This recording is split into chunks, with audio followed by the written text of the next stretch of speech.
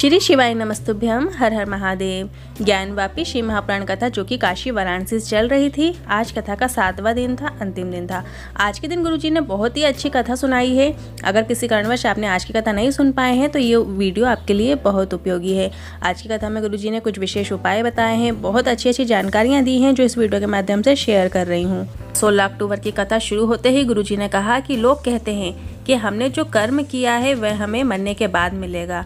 इस जन्म के गलत कर्मों का फल अगले जन्म में मिलेगा, जबकि हमें बचपन में किए कर्मों का फल जवानी में मिलता है और जवानी में किए गए कर्मों का फल अधेड़ी में मिलता है और अधेड़ी में किए गए कर्मों का फल हमें बुढ़ापे में मिलता है। दूसरी जानकारी गुरुजी ने दी है कि भगवान शिव को यदि आप कोई सामग्री अर्पित करते हो, एक चावल का दाना भी अर्पित करते हो, चढ़ाते हो, तो वो आप अपनी मेहनत का ही चढ़ाओ। भगवान शिव कभी न कभी, आज नहीं तो कल, जरूर प्रसन्न होंगे। अपने कर्म अच्छे कर। तीसरी जानकारी गुरुजी ने दी है। गुरुजी ने कहा है एक बात तो तय है, अगर आप शिव मंदिर जाना शुरू कर दो, एक लोटा जल चढ़ाना शुरू कर दो, भोलेनाथ की शरण में चले जाओ, तो जीवन में कभी किसी की शरण में जाने की जरूरत नहीं होगी, किसी के पांव पकड़ने की जरूरत नहीं होगी। भोलेनाथ कभी किसी चीज की कमी नहीं होने देंगे, ये निश्चित है। चौथी जानकारी गुरुजी ने दी है कि जो मुझे बहुत ही अच्छी लगी।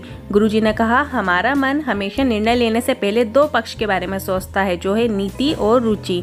नीति हमेशा अच्छे कर्म करवाती है और आपके जीवन में पुण्य का मार्ग में अग्रसर करती है, जबकि जो रुचि होती है आपको वो अभिलाषा देती है, आपकी इच्छा बढ़ाती है, जो कभी भी समाप्त नहीं हो सकती, जिसके चक्कर में आकर आप कभी भी खुश नहीं रह सकते।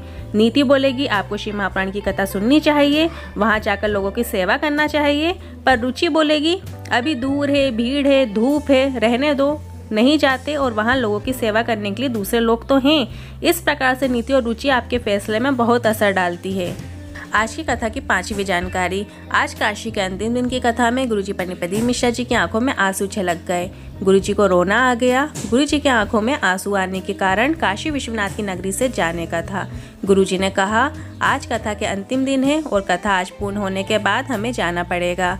बस इतना बोलकर गुरुजी रो दिए। गुरुजी ने कहा बहुत भीड़ होने के कारण मैं मंदिर भी बस एक ही दिन जा पाया हूँ और उस दिन भी कहकर आया था मैं रोज नहीं आ सकता। मैं आता हूँ तो लोगों को कष्ट होता है, किसी को हाथ लगता है, किसी को पाँव लगता है, पर मैं बोल के आया हूँ कि मैं ना आ पाऊँ तो आप मेरे से मिलने ज़रूर आना। इसके बाद गुरुजी ने रोते हुए कहा कि मेरी व्यासपीठ कहती है कि ऐसा कोई दिन नहीं गया कि वो मेरे से मिलने ना आए हों।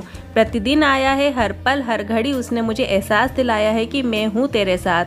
आज मैं गुरुजी की इन बातों को सुनकर मेरी भी आंखों में आंसू आ गए थे। क्या आप भी भावुक हो गए थे? कमेंट करके जरूर बताइएगा। छठी जानकारी गुरुजी ने दी है कि आप एक बेलपत्री को हाथ में लेकर, कई माताओं की आदत होती है कि बेलपत्र में कुछ लिख देती हैं, ओम नमः शिवाय लिख देती हैं, श्री शिवाय नमस्तुभ्यम लिख देती हैं, नमः शिवाय लिख देती हैं, या तीनों पत्ती पे राम नाम लिख देती हैं। जब आपकी कोई मनोकामना हो और आप बेलपत्री पे कुछ लिख भी ना पाओ तो बेलपत्री अपने हाथ की हथेली में रखना और केवल जलाधारी का स्मरण करना, जलाधारी की ओर देखना और शिवलिंग पर वो बेलपत्री श्री शिवाय नमस्तुभ्यम मंत्र के साथ अपनी कामना करके समर्पित कर देना।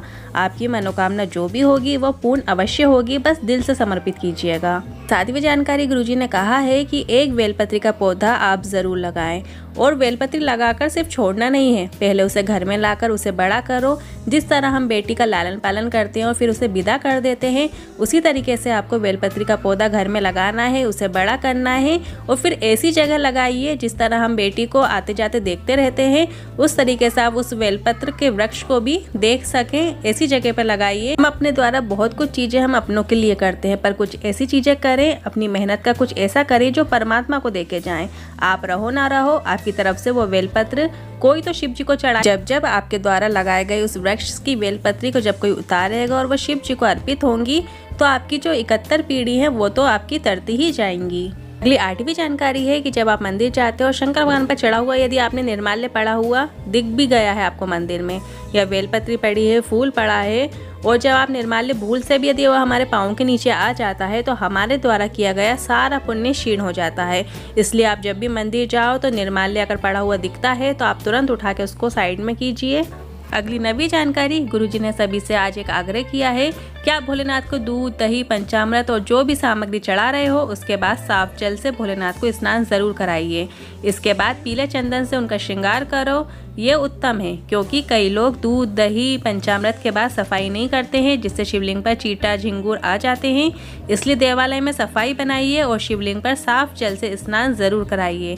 कोई भी सामग्री अर्पित करने के बाद केवल सफाई कर देने से आपको खुद ही पता चल जाएगा आपको क्या फल मिलेगा। 10वीं जानकारी गुरुजी ने दी है कि जिस बच्चे का भाग्य काम नहीं कर रहा है, दुकान उसकी बदलती जा रही है या नौकरी पर टिक नहीं पा रहा है, व्यापार व्यवसाय में दिक्कत है, तो उनसे निवेदन है शिव मंदिर का जो निर्माल्य होता है वह पंडित जी से आज्ञा लेकर उसका विसर्जन करना शुरू कर दीजिए। आप ये नियम बना के तो देखिए।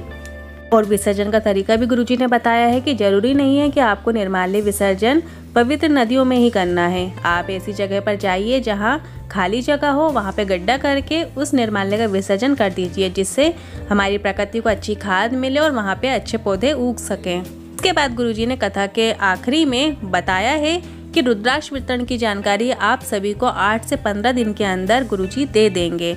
अगर आपको आज की वीडियो थोड़ी भी उपयोगी लगी हो तो कमेंट बॉक्स में हर हर महादेव जरूर टाइप कीजिएगा।